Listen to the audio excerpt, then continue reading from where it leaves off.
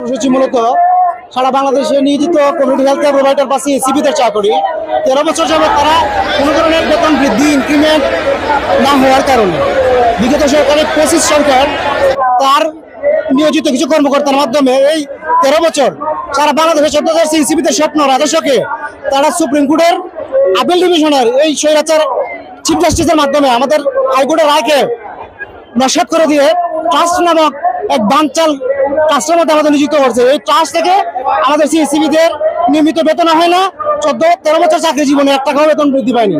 তাই আজকে সারা চত্বরে সিএসিবি সারা বাংলাদেশ থেকে প্রায় 14,000-এর উপরে সিএসিবি অবস্থান কর্মসূচি পালন করছে।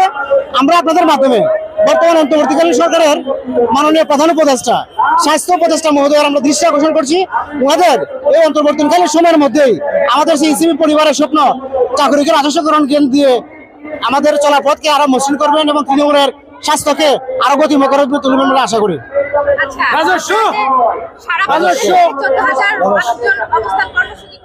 হ্যাঁ,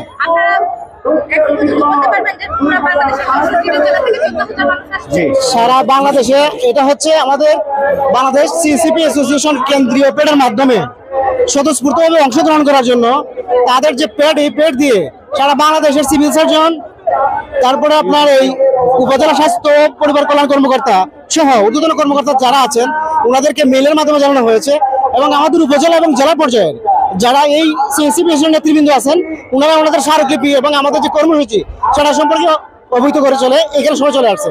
সারা বাংলাদেশের 14,000 কমিউনিটি ক্লিনিকের কোথাও স্বাস্থ্য সেবা বর্তমানে সিএসিবি দ্বারা হচ্ছে না। সারা বাংলাদেশের কমিউনিটি ক্লিনিক বন্ধ আছে। সারা দেশ থেকে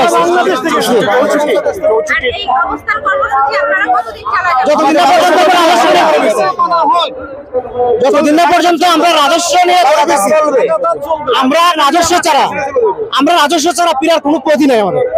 এখন যদি রাজস্ব শেষ করি, যদি রাজস্ব ছাড়া আমাদের কোনো ভাই বোন বাড়িতে যায়, চাকরির কোনো একটা দিক ছাড়া হয়তো অনেক সিএসিবি তাদের প্রাণ বিসর্জন দিয়ে দেবে, কারণ সামাজিক একটা লজ্জাবোধ আছে, পারিবারিক একটা টেনশন আছে। এই টেনশন থেকে কাটাই ওঠা কত সবার পক্ষে সম্ভব হবে না। তাই আমি আহ্বান করবো যে বর্তমান অন্তর্বর্তীকালীন সরকার ওনার শান্তির দূত হয়ে আমাদের সিএসিবি পরিবারে আসুক এবং ওনার মাধ্যমে আমাদের সিএসিবি পরিবারের আশা আকাঙ্ক্ষা আমাদের চাকরির রাজস্বকরণ হোক।